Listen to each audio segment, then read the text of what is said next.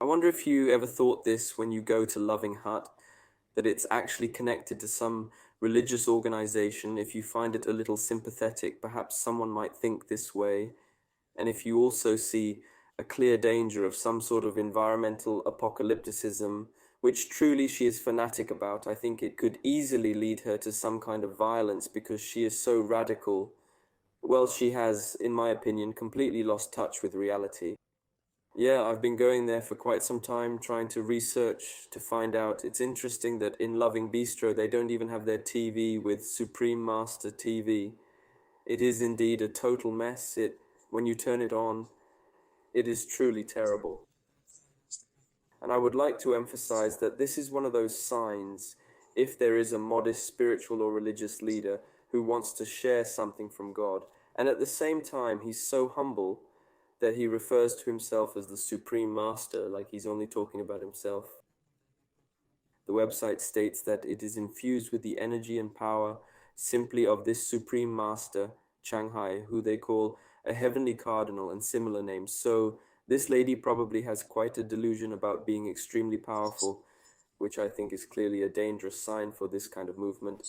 On the other hand, we can imagine it's a similar situation as with the Church of God the Mother and God the Father, as I was telling you about. If there was a similar organization with a similar leader, say a sister leader, who would operate in almost the same way but wouldn't proclaim apocalyptic beliefs, then it's obviously better. They'd just say, well, if we want to be good people, let's start a vegan restaurant.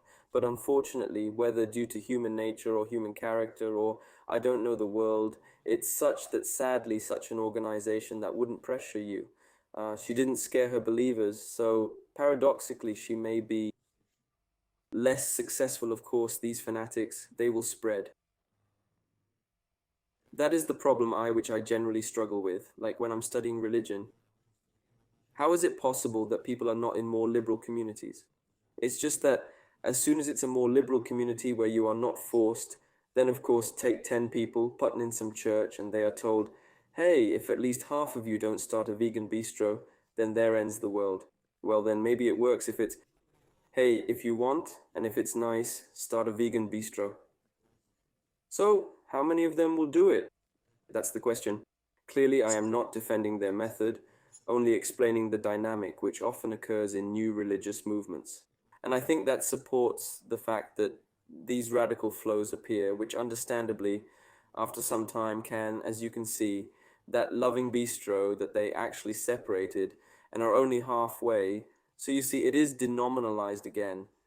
And actually, there is some kind of liberalization anyway. Well, then, I wondered if you wanted me to examine Ching Hai in more detail, her videos, her message for our world, if you are interested. And be sure to send me more tips on any religious sects. So have a good day. See you.